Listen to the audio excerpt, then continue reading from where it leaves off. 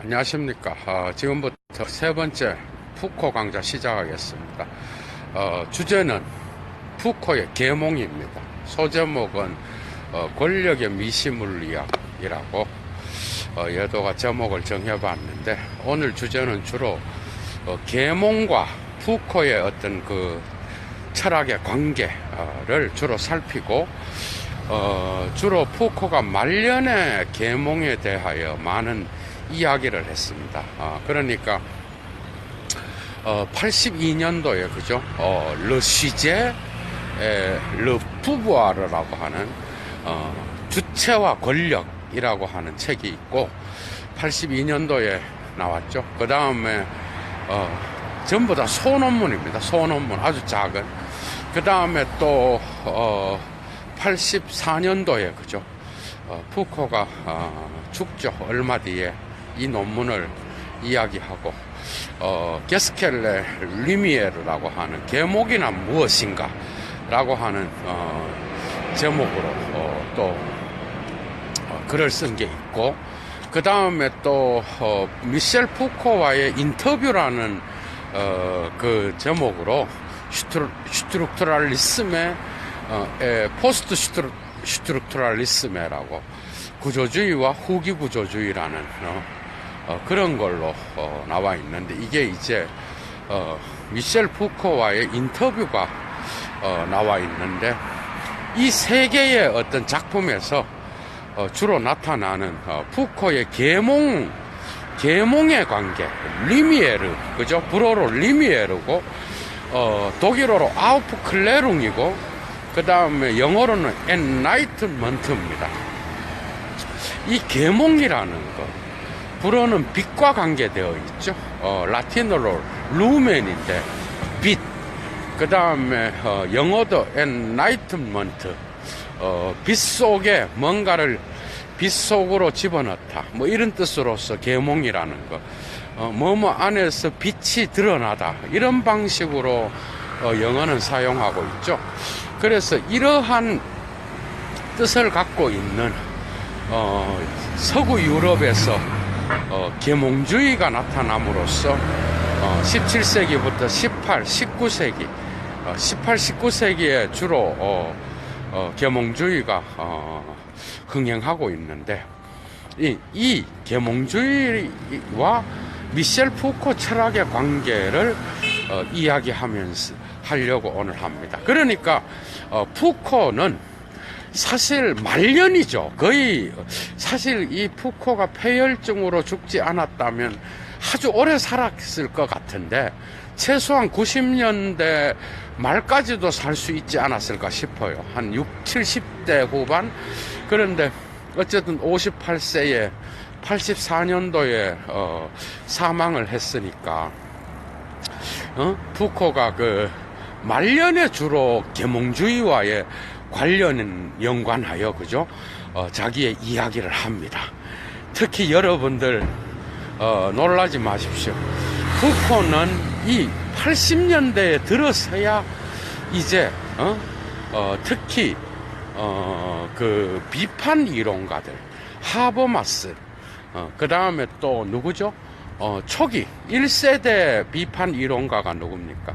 프랑크푸르트 학파의 호르크하이머와 아도르노, 그 다음에 3세대의 하버마스, 이런 자들에 대한 철학을 접하면서 83년도에 한 인터뷰에서 미셸 푸코는 이 비판 이론가들을 언급하면서 자기의 철학이 이런 비판 이론가들을 미리 알고 있었다면 자기의 철학은 쓸데없는 낭비를 많이 줄였을 것이다. 심지어는 자기 선생들은 미셸 푸코는 소르본느 대학교에서 공부를 했죠. 주로 심지어 광기의 역사라고 하는, 어제 예도가 강의를 했던 폴리에 데 레종이라고 하는 이 책은 사실 스웨덴에서 학위를 받으려고 그랬어요, 여러분. 그런데 이건 학위 논문이 될 수가 없다. 왜냐하면 미사 역구가 너무 많고, 그래서 학위 논문으로 제출 못했습니다. 그리고 나서 소르본느 대학교에서 결국은 61년도인가에 이 학위를 받게 되는 거죠. 그러니까 되게 늦게 학위를 받았어요. 미셸 푸코는, 그죠? 그런데 이미 명성을 얻은 후에 어느 정도 박사 학위를 이걸로 받게 되는데, 어쨌든 소르본느 대학교는 상당히 미셸 푸코의 모교로서 거기에서 많은 정신의학도 연구를 했고, 그죠? 그런 건데, 어쨌든 미셸 푸코는 이러한 계몽주의와의 관계를 이야기하면서 독일의, 그죠? 독일의 그 초기 비판 이론가, 그리고 막스 웨버로부터 출발되는 합리성 이론, 그죠? 그 다음에 호르크하이머 아도르노를 통한 계몽의 변증법, 그리고 그 당시에 유행하고 있었던 하버마스의 의사소통적 합리성, 이러한 것들에 대하여 이야기를 하면서 자기 선생들은 단 한 번도 철학에서 단 한 번도 철학 선생들이 이 비판 이론가들에 대하여 언급한 적이 없다, 이런 얘기를 한다고 인터뷰에서. 그러면서 자기는 비판 이론가에 동의하는 부분도 있지만 동의하지 않는 부분도 있다, 이렇게 이야기합니다. 그러면서 푸코는 자기의 철학을 또 한 번 더 이들과의 비교 안에서 이야기하고, 또한 그 계몽주의의 선생이었던 칸트의, 그죠? 이 칸트의 1784년도에 칸트가 베를린 한 신문 잡지에 기고한 바스 이스트 아프 클레룽이라고 하는 이 계몽이란 무엇인가 라고 하는 이 작품을 언급하면서 자기도 불어로 똑같이 게스켈레 르미에르, 이런 계몽이란 무엇인가 불어로 그 제목으로 아주 작은, 제가 볼 때 한 10페이지에서 20페이지 남짓하는 이러한 작은 논문을 84년도에 발표한다고. 그것과 연관하여 이제 푸코의 계몽주의에 대한 입장이 나타나게 되는 거예요. 그러나 여러분들이 예도가 가르쳐 드렸듯이 어제도 미셸 푸코는 칸트와의 엄청난 씨름을 합니다, 여러분. 칸트 철학에 대한 어떤 비판적 고찰, 그러니까 칸트의 인식론을 니체의 계보학과 고고학의 방법으로 읽는, 그래서 칸트의 철학을 해체적 방식으로 읽는, 이런 거에 엄청나게 경도되어 있었어. 내일 강의하게 될 말과 사물에 대한, 그죠? 이라는 이 66년도의 작품도 어떻게 보면 미셸 푸코의 주체 개념을 모래사장에 있는 주체의 형상은 모래사장에서 한번 스쳤다 지나가면 사라져버리게 될 그런 주체 개념이다 하면서까지만, 어쨌든 칸트에 대한 연구를 푸코는 많이 했고, 이러한 계몽주의에 대한 입장을 데리다가 또한 공격을 하고, 특히 광기에 대한 어떤 연구를 데리다가 자기의 글쓰기와 차이에서 푸코와의 관계에서 푸코를 비판하는 이런 관계도 또 놓여 있습니다. 그러니까 아주 다양하게 복잡한 방식으로 미셸 푸코는 자기의 철학을 전개합니다. 언제 한번 이 데리다와의 관계도 예도가 한번 준비하겠습니다. 그러나 오늘 어쨌든 주제는 계몽주의에 대한, 계몽과의 관계에서 푸코가 취하는 입장은 권력의 미시 물리학과 밀접하게 연결되어 있다라는 거, 제가 오늘 여러분들에게 밝혀드리겠습니다. 막스 베버는, 그죠? 막스 베버는 서구의 합리성 이론을 이야기하면서 서구의 역사, 서구의 문화는 합리적인 어떤 그러한 합리성의 발전을 통하여 이루어진 그러한 문화다 이렇게 말하면서, 그러나 이 합리성은 계산할 수 있고 그 다음에 예측 가능한 그러한 계산의 이성에 의하여 탈마법화 엔트 짜오버링이라 그러죠. 막스 베버도 원서가 독일어입니다, 여러분의. 독일의 어떤 사회학자 정도로 들어가겠죠. 그러니까 이 탈마법화를 갖고 온 계기였는데, 이 합리성은 계산할 수 있는 그러한 합리성으로 축약되면서, 그죠?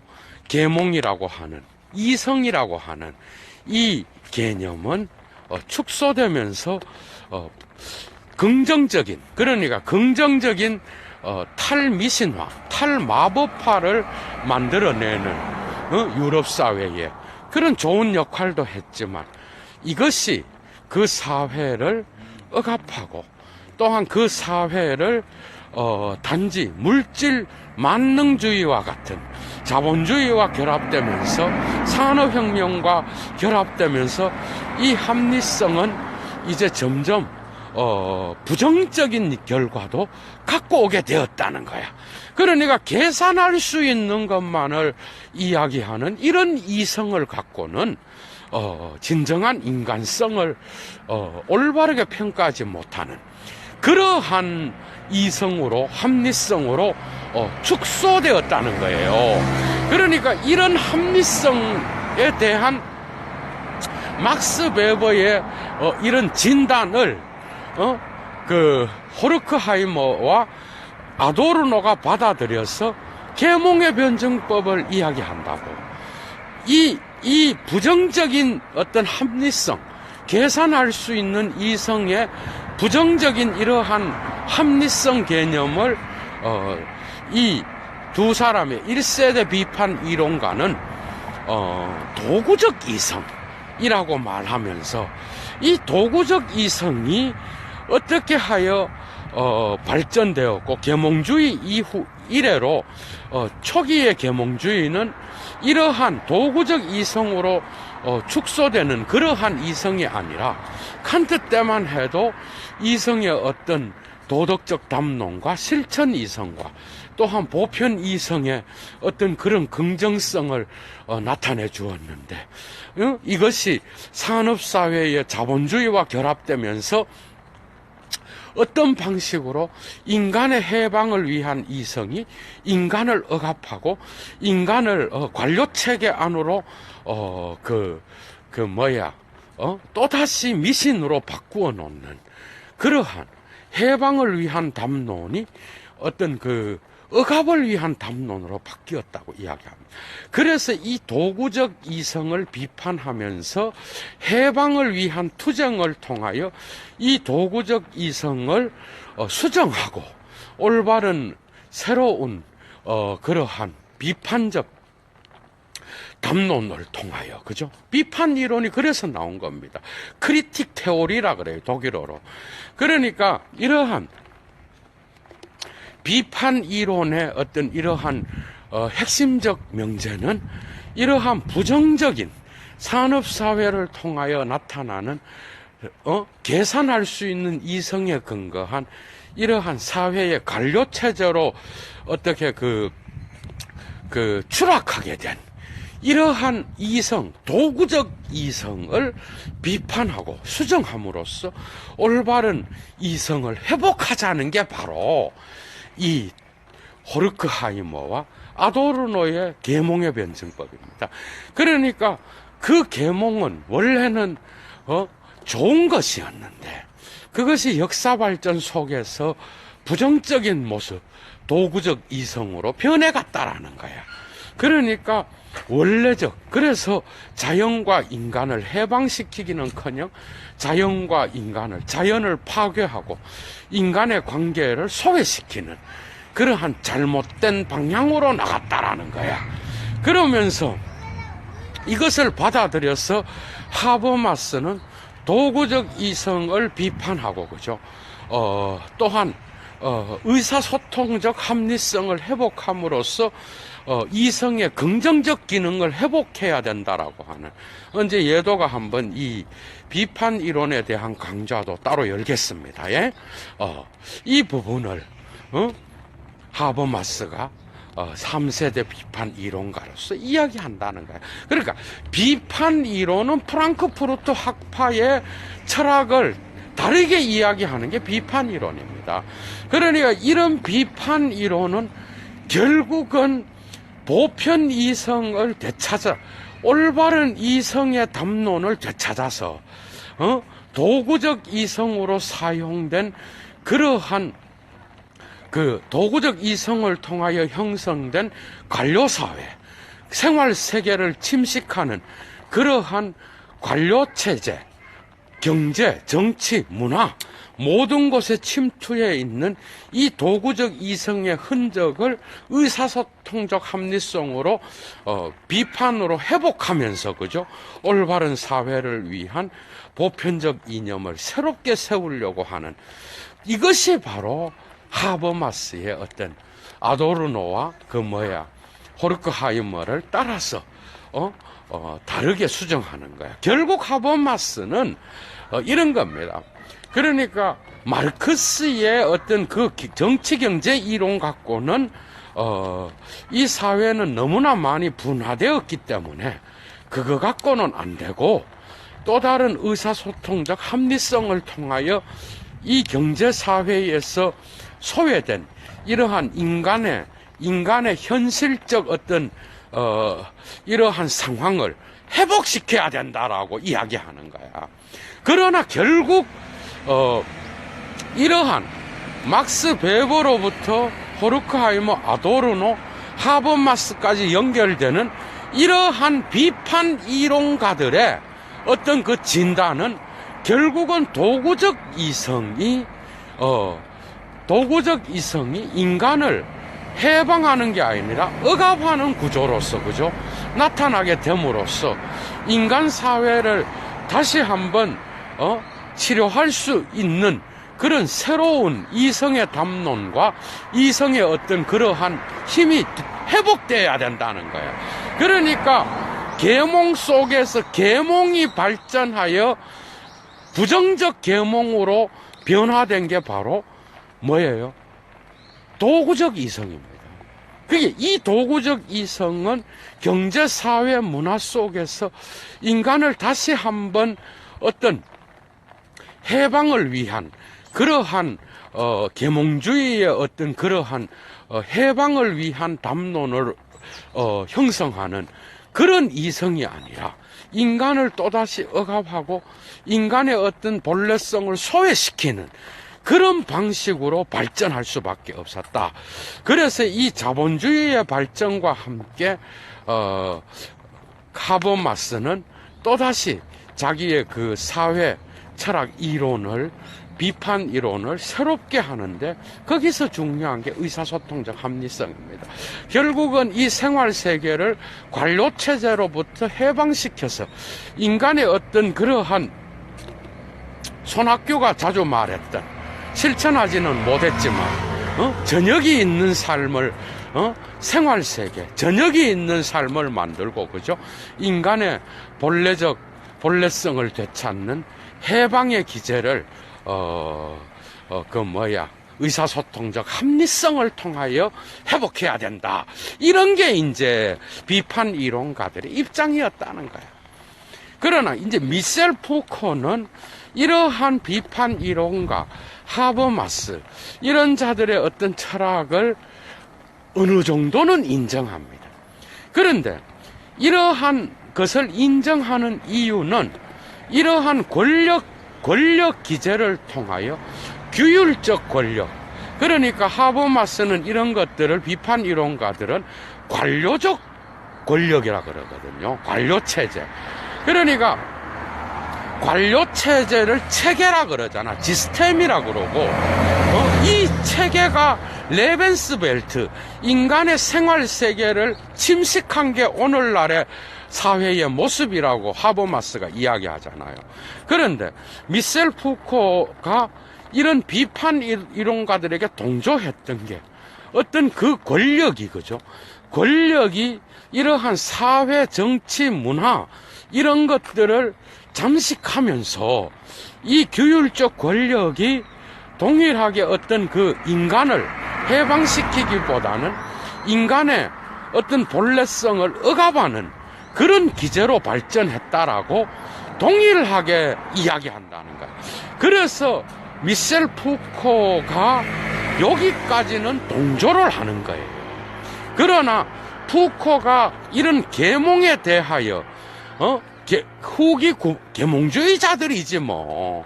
그러니 이 비판 이론가들의 어떤 합리성 개념에 동조하지 않는 것은, 그런 합리성은 인간의 해방을 위한 어떤 그런 담론을 분석하는 데에 철저하지 못하다는 거예요.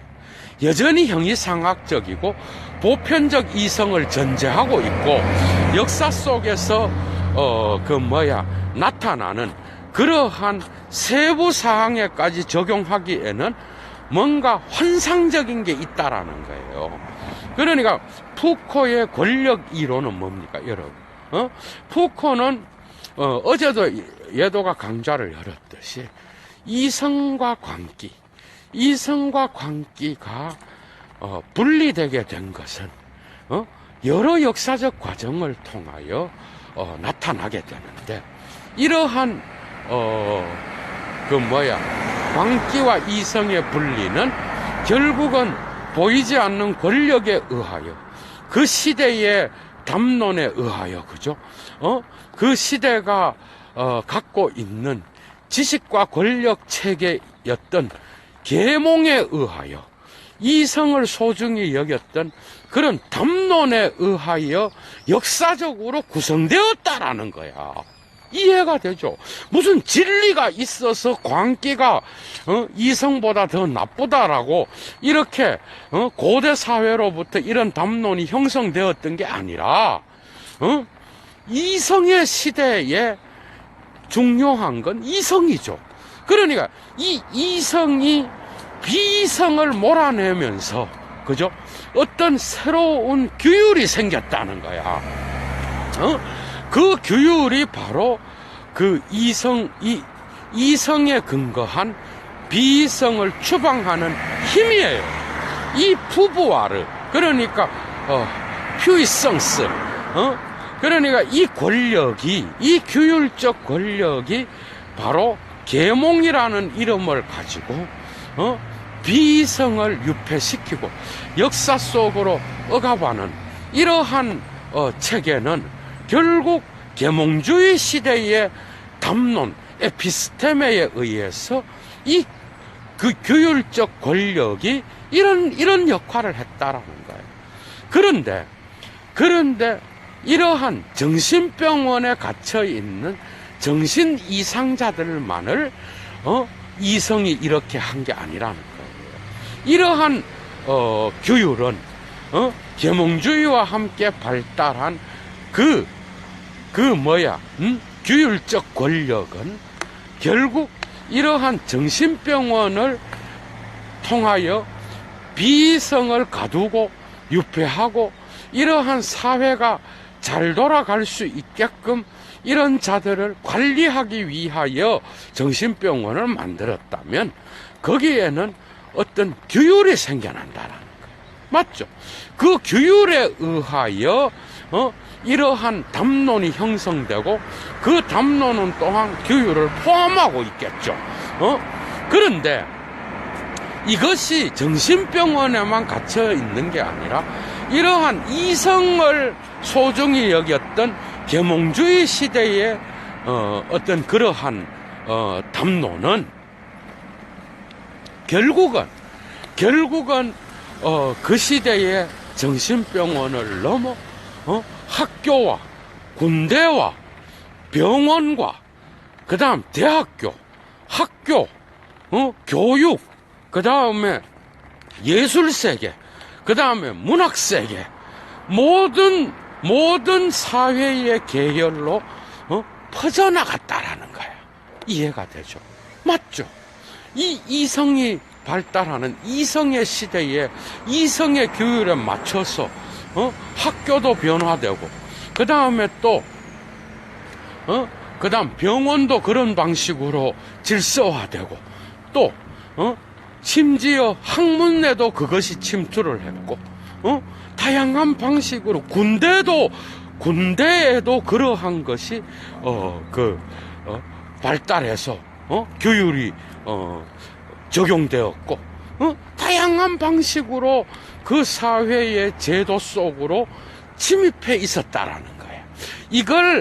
이거를 아직 강의는 안 했지만 75년도에 출간한 시르베이의 푸니어라고 하는 뭐예요? 그게 감시와 처벌에서 나타나는데, 이 감시와 처벌이 바로 이러한 권력이 사회 전체의 제도의 연결망 속에 숨어져서 은밀하게 작동하고 있었다는 거. 이 은밀하게가 중요합니다. 응? 은밀하게 작동했다라는 거야. 그거를 미셸 푸코는 시르베르의 푸니어라고 하는 감시와 처벌에서 뭐라 그러는가 하면은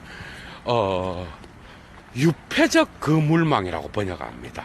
레조 카르세랄이라고 합니다. 카르세랄이 불어로 뭐예요? 카르세랄은 감옥의 이런 뜻이야. 레조는 뭔가 하면 영어의 네트입니다. 그러니까 감옥의 그물망, 유폐적 그물망과 같이 이러한 규율이 계몽주의의 이성에 근거하여 다른 합리성들을, 비합리성들을 합리성에 근거하여 추방하고, 그것들을 경계를 세워서 지배하고 억압하는 그런 규율들을 만들어서, 이것이 사회 전체의 정신병원만이 아니라 의학, 의술, 그 다음에 정신분석학, 그 다음에 학교, 병원, 군대, 그 다음 또 모든 공동체, 그 다음에 관료 행정, 이런 데로 다 침투하여 유폐적 그물망을 형성하고 있다는 거예요, 여러분. 이해가 돼요? 이 유폐적 그물망 안에서, 그런데 요까지는 이 유폐적 그물망을, 비판 이론가들은 이러한, 이성의 어떤 계산할 수 있는 이런 것들만을 소중히 여기는 그런 도구적 이성이 사회 곳곳에 침투하여, 심지어 예술이나 철학까지도, 예술이나 문화, 그 다음에 모든 영역에 침투하여 이 도구적 이성이 힘을 발휘하는, 그거를 체계라 그러잖아, 하버마스는. 시스템이라 그래요. 그 체계가 바로 미셸 푸코의 이러한, 유폐적 그물망, 레조 카르세랄이라고 하는 이 개념에 일치될 수 있다는 거야. 요까지는 푸코도 받아들입니다. 미셸 푸코도 이것까지는 받아들여. 그런데 미셸 푸코가 반대하는 거는 바로 이러한 합리성, 도구적 합리성을 깨고 비판하고, 그죠? 이 도구적 합리성이 이러한 잘못된, 그러니까 자본주의와 산업혁명 이후에 자본주의에 의하여, 물질 문명에 의하여, 심지어 인간의 생활 세계까지도 관료 행정적으로 계산할 수 있는 영역으로 갖고 가면서, 오늘날의 우리나라하고 똑같습니다, 이것도. 그래서 이 체계가 이 관료 행정과 같은 이러한 이러한 수학적으로 계산될 수 있는 도구적 합리성이 인간이 그냥 살아가고 인간이 생활 세계에서 생활하는 이러한 영역까지도 다 침입해갖고 그걸 다 잡아먹었다. 이게 하버마스의 진단이잖아요, 여러분. 그러니까 이런 진단에 대하여 푸코는 자기의 유폐적 그물망까지 동조를 하는 거야. 왜? 그 체계가 곧 자기가 말하는 감옥의 그물망과 같은 그런 유폐적 권력이 규율적 권력이 자기도 이 권력이 이 사회의 주체들을 자기도 모르게 지배하고 지배하고 억압해서 그 규율적 권력의 말을 듣도록 그렇게 통제하고 지배하는 이러한 힘의 이동을 유폐적 그물망이라 그러거든. 그러니까 요까지는 하버마스 쪽과 푸코는 일치한다는 거야. 그런데 이 계몽주의의 그 입장에 서 있는 이 비판 이론가들, 그러니까 하버마스까지의 베버로부터 호르크하이머, 아도르노, 이 사람들의 이론에서 푸코가 가장 확실하게 반대하는 게 있어요. 그게 바로 르시제의 르 부부아르라고 하는, 그죠? 그러니까 82년도에 나온 주체와 권력이라는 논문에서 뭐라고 이야기하는가 하면은 푸코는 이렇게 이야기합니다. 그러니까 이러한 비판 이론가들의 어떤 이러한 도구적 이성을 통하여 이 사회가 억압되고 체계로 변하여서 또다시 인간을 해방하기는커녕 억압하는 기제로 작동하게 되었다라는 것, 이런 부정적 진단에 대하여 동조하지만 반대하는 것은 이것을 치료하고 비판 이론가들이 내세우는 보편 이성의 합리성을 또다시 확정하는, 쉽게 말하면 하버마스와 같이 아도르노와 호르크하이머와 같이 해방의 이성을 또다시 추구하고 해방투쟁을 위하여, 그 다음에 또 의사소통적 합리성과 같이 보편적 라찌오날리테트라 그러죠, 독일어로. 이 합리성을 새롭게 추구하여서 이 도구적 이성을 맞은편에 또 다른 합리성을 추구하는, 이런 거는 순진한 전략이라는 거야. 이런 거는 안 되고 자기와 같이 그냥 미시물리학적으로 역사적으로, 그 다음에 구체적으로 세밀하게 아주 작은 부분에서 그 합리성이 어떤 방식으로 사회 속에 분화되어 있고 그 분화의 과정을 세밀하게 분석해야 된다라는 거야. 그런데 하버마스와 같은 이러한, 그 다음에 비판 이론가들과 하버마스는 이렇게 나가지 않고 그냥 맞잖아요. 의사소통적 합리성, 올바른 오염되지 않는 그런 대화, 가다머와의 어떤 비판, 가다머와의 어떤 대화 속에서 할 게 너무 많아. 얘도가 또 이 가다머와 하버마스 논쟁도 또 해줘야 돼. 이건 뭐 언제 끝날지 몰라. 할 게 너무 많아서 그러니까 그 대화 속에서 오염되지 않는 대화는 뭐예요? 이미 합리성을, 보편적 합리성을 전제하는 거야. 이런 거 안 된다는 거야, 푸코는. 이런 거 없다는 거야. 이런 거 없고, 자기는 구체적으로, 역사적으로, 남녀의 문제, 동성애와 비동성애자들과의 관계의 문제, 그 다음에 정신병자와 비정신병자의 문제, 정상과 비정상의 문제, 그 다음에 감옥의 권력과 그 다음에 수감자들의 문제.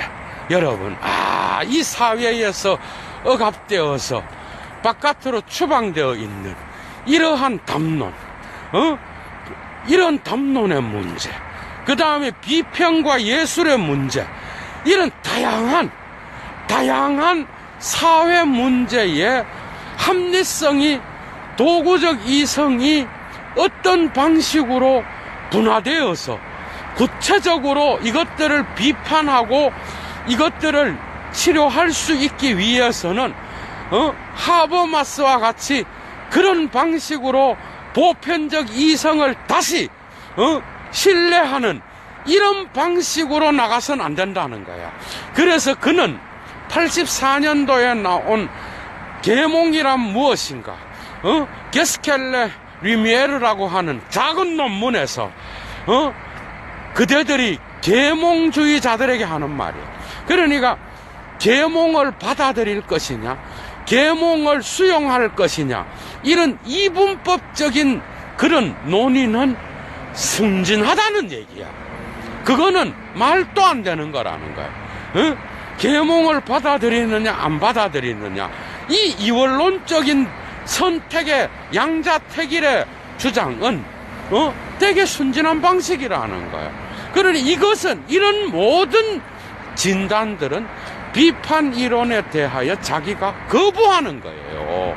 그러니까 자기와 같이 성의 담론, 그 다음에 섹슈알리떼죠, 성의 담론, 그 다음에 감옥의 담론, 그 다음에 정신병원의 담론, 의술의 담론, 그 다음에 또 예술의 담론, 이런 방식으로 구체적으로, 그죠?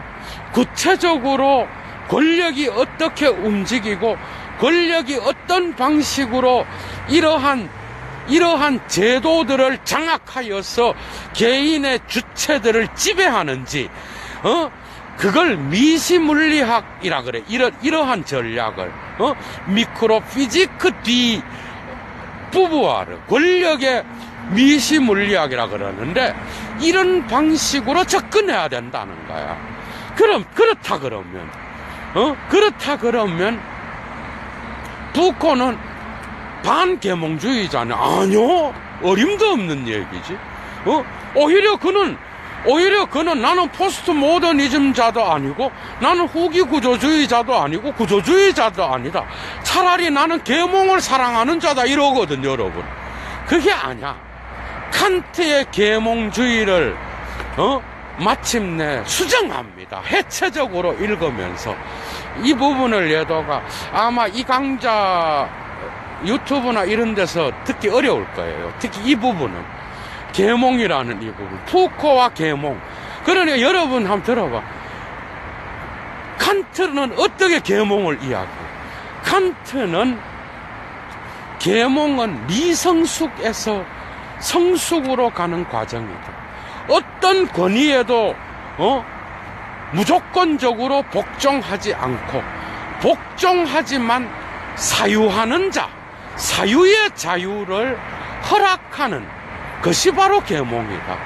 무조건적인 어떤 그러한 복종을 요구하는 종교의 권위라든지, 그 다음에 또 국가의 권력이라든지, 이런 것에 대하여 무조건적으로 복종하는 이런 것은 미성숙한 자의 행위다. 그러니까 계몽이라는 것은 이런 미성숙으로부터 벗어나서 성숙의 길로 이끄는 거다. 이게 바로 칸트가 가르쳐 준 거야. 너의 오성을 최대한 활용하여서, 그죠? 그 오성을 활용함으로써 올바른 사회로 나아갈 수 있는 그러한 시민사회의 보편적 합리성을 이야기하는 게 칸트라 그러면, 그렇다 그러면 국가와 종교 권력이라든지 국가 권력이라든지 사회 권력, 이런 것에 대하여 무조건적으로 그러면 저항하는 게, 그렇다 그러면 계몽이냐? 아니라는 거야. 오히려 복종을 해야 되지만은, 맞잖아요. 오늘날의 국가 권력에 복종 안 하는 자가 누가 있어? 다 법을 지키죠. 그런데 문제는 무조건적인 복종이야. 중세에는 그랬잖아. 하느님의 법이면 그냥 다 싸잡아 죽여버리는 거야. 그러니까 이런 권력, 이런 것들이 이제 계몽을 통하여 수정되잖아. 그죠? 그러니까 복종은 하지만 최대한 생각하라는 거야, 여러분. 최대한 생각하고 그 생각의 자유. 그러면서 칸트는 베를린의 한 잡지에 기고한 1784년도에 계몽이란 무엇인가 해서 이성의 공적 사용과 사적 사용을 이야기하는 거예요, 여러분. 그럼 이거 다 얘기할 수는 없고, 그래서 푸코가 관심을 가지는 거는 이러한 칸트의 계몽에 대한 개념을 해체적으로 읽고 수정하는 거예요. 제가 볼 때는 푸코 한마디로 줄이면 칸트의 계몽을 수용하지만 이 계몽을 계보학적인 니체의 계보학적이고 고고학적인 방식으로 해석하여서 비판적 담론으로 갖고 가려는 거야. 빨리 얘기하자 그러면. 재밌죠? 그러니까 얘도가 이 계몽이란 무엇인가를 그저께 3시간에 걸쳐 다시 읽었다고, 여러분. 읽고 지금 이야기하는 거예요. 칸트 거도 읽고 푸코 거도 읽고, 여러분. 그러니까 이 계몽을 어떻게 수정하는가 하면, 칸트는 보편 이성을 이야기하면서 역사에서 필연성을 긍정해요. 예도의 9개의 순수 이성 비판을 들어본 자는 알 거야. 필연성을 이야기하고 필연적 이성. 역사는 필연성이 있다는 거야. 필연성이 있으니까 이 필연성은 보편성이 되는 것이고, 모든 우연적이고 임의적인 거를 제압하는 필연성이 있다는 거예요. 독일어로 Notwendigkeit예요. 그러니까 이 필연성 안에 역사의 목적이 있는 거야. 이러면서 해결로 넘어갈 수 있었던 거예요. 그러니까 이 이성의 보편적 법칙에 필연성이 있다라는, 이거는 안 된다. 이거 안 되고, 우리는 단지 칸트가 또 이런 얘기를 하거든. 이 계몽은 언제나 현재의 관점에서 계몽이 아닌 시대와의 관계를 고민하는 거라고, 칸트에 대한 계몽이란 무엇인가를 푸코는 정리하고 있어요. 그러니까 언제나 현재의 역사의 관점에서 계몽이 아닌 것을 부정적으로 서술하는 거야. 이해가 되죠? 이런 방식으로 나가는데, 이 현재와의 관계를 마침내 미셸 푸코는 보들레르가 근대성, 모데르네에 대하여 이야기했던 것을 또 끄집어 옵니다. 그 역시도 근대성은 언제나 현재와의 관계 안에서만 이해될 수 있고 정의될 수 있다라고 이야기하거든. 그러니까 결국 칸트의 계몽과 보들레로의 근대성에 대한 개념은 결국은 현재의 어떤 이러한 역사성의 관점에서만 이러한 계몽에 대한 서술이 가능하다고 봤다라는 거예요. 그렇다 그러면 이러한 내가 현재 서 있는 이 위치에서, 그죠? 이 위치에서 이 현재가 들어가지 않는 모든 담론은 전부 다가 환상이고 거짓이라는 거예요.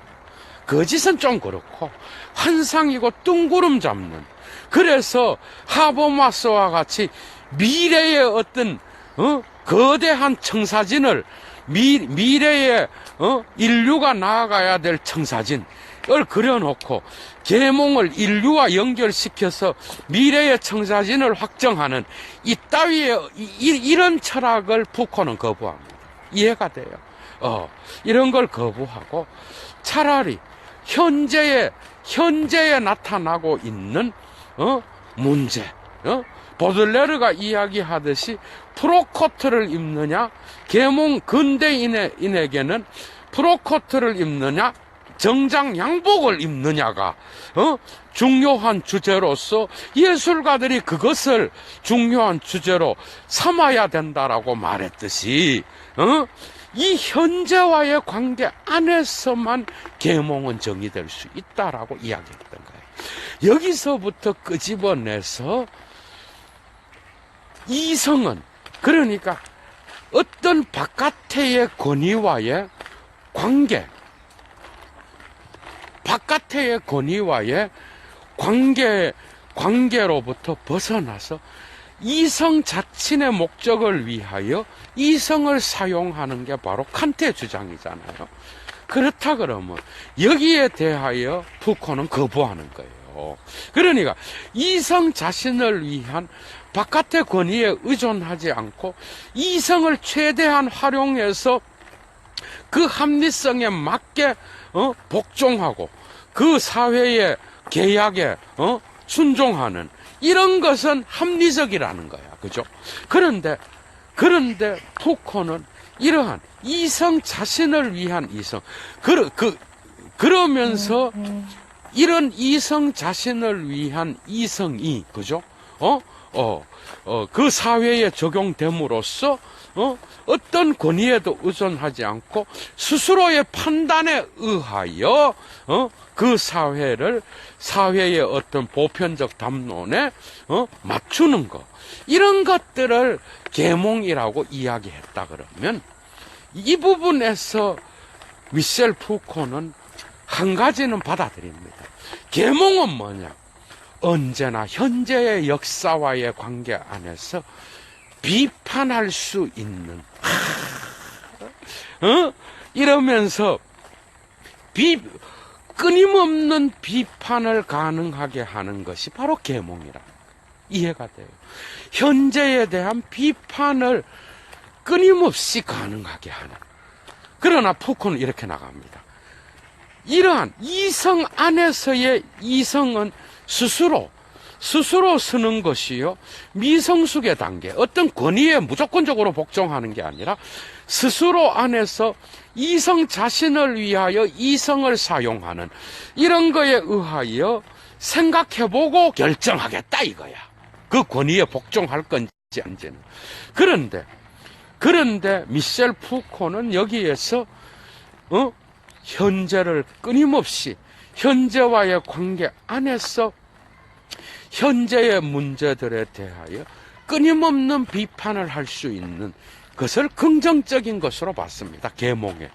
그런데 여기에서 문제는 이러한 비판을 하기 위하여서는 칸트와 같이 이성 안에 이성이라고 하는 이런 개념으로부터 벗어나야 된다. 그 이유는 언제나 이성은 역사에 의하여 형성되기 때문에. 이해가 돼요? 여기에서 이제 구조주의로 가는 거야. 이성은 역사에 의해서 형성되는 것이고, 그래서 이성은 이 역사가, 현재의 역사가 어떤 방식으로 형성되고, 이 현재의 역사의 그물망 안에 구체적인 힘의 작동이 어떤 방식으로 일어나서 이 이성의 실천이 사회 속에, 역사 속에 적용되어서 실천되는 그 방식을 연구해야 된다는 거예요. 이해가 되죠? 그러니까 역사 속에서 이성이 형성된다라고 한다면 이 이성이 어떤 방식으로 역사에 의하여 희생되고, 역사에 의하여 역사의 힘에 의하여 규정되고 있는지를 미시 물리학적으로 봐야 된다라는 거예요. 이제 이해가 되죠. 이런 방식으로 칸트의 필연성의 개념을 니체의 고고학적이고 계보학적인 개념으로 바꾸는 게 바로 미셸 푸코라는 거예요. 그러니까 모든 역사의 담론 속에서 이성이 작동하는 방식, 그 다음에 이러한 칸트가 계몽을 사유의 개념으로 갖고 가잖아, 그죠? 생각해보고, 복종하라. 그러나 생각하라. 그러나 칸트, 이러한 역사의 한계를 세우는 것이 바로 계몽의 목적이고, 또 이러한 생각하라를 실천으로 바꾸는 것. 실천으로 역사 속에서 실천하는 자가 바로 자유를 이야기할 수 있다라는 거야, 푸코는. 그러니까 실천으로 바꾸면서, 그러니까 이거예요. 역사 속에서 복종하라. 그러나 실천하라는 거예요. 그럼 여러분, 실천하려 그러면 이런 보편 이성을 전제하는 이런 방식으로 나가서는 안 돼. 미시 물리학적으로 사회 역사적으로 구체적인 문제에 천착해서 이 역사가 어떤 방식으로 이성과의 관계 안에서 형성되는지 이런 부분들을 세밀하게 고찰해야 된다는 거야. 그렇다 그러면 이 합리성이 분화되어 갔던 아주 작은 담론들을 합리성의 다양한 담론들을 비판적으로 고찰하고 이러한 역사가 어떤 방식으로 이성을 형성해 나가고 이 이성을 지배하고 이 이성의 담론을 형성하는지를 미셸 푸코는 미시물리학적인 눈을 갖고 감시하고 이런 것들을 비판적으로 고찰할 수 있는 그런 게 바로 계몽이라고 이야기했다라는 거예요. 그러니까 계몽이라고 하는 거는 끊임없는 비판, 그리고 이러한 역사를 형성하는 다양한 합리성들이 어떤 방식으로 역사를 형성했으며 이 형성된 역사는 또한 어떻게 오늘날 우리에게 영향을 미치고 있으며 이 역사의 영향은 어떤 힘에 의하여 작동되고 있는지 이런 방식으로 칸트의 계몽은 수정되고 있다라는 거예요. 이해가 되죠. 그러나 계몽은 오늘날도 죽지 않고 살아있다는 거예요. 그 계몽은 우리의 현재와의 관계 안에서 우리의 현재를 끊임없이 형성하고 있는 그런 모든 담론들 속에, 그죠? 언제나 그것을 비판할 수 있는 기제로서 살아있다라는 거예요. 이해가 되죠? 그런 관점에서 칸트의 실천 이성과는 다릅니다. 미셸 푸코는 특정한 이성을 옹호하는 게 아니에요. 이런 비판적 기제를, 그래서 칸트는 마지막입니다. 칸트의 어떤 이성의 외부를 사유해야 된다는 거예요. 외부적 사유가 필요하다는 거예요. 그 외부적 사유는 이성은 자기도 모르게 자기의 관점에서 자기 바깥으로 자기를 방해하는 모든 반이성들을 자기 바깥으로 추방하고 그 바깥으로 그 추방해서 자기 스스로의 힘을 과시한다라고 하면은 바깥에 있는 사유를 함께 고찰하는 것, 그게 바로 역사, 현재의 역사에 대하여 끊임없는 비판을 통하여 계몽을 실현해 나가는 실천적 행위, 그 실천적 행위는 구체적인 역사 속에서 일어나야 된다라는 것. 이 점에서 그는 하버마스와 비판 이론가들 아도르노와 그 다음에 호르크하이머의 이러한 합리성 개념과는 다르게 미시 물리학적인 계몽을 이야기했다라는 것. 참 할 얘기가 너무 많지만 얘도는 오늘 또 물러가겠습니다. 이런 관점에서 미셸 푸코는 계몽을 이야기했습니다. 현재 역사에 대한 끊임없는 비판을 통하여 수정에 열려 있는 이러한 계몽, 그죠? 이런 계몽을 이야기했다는 것. 세 번째 푸코 강좌 마치겠습니다. 좋은 하루 되십시오. 주스.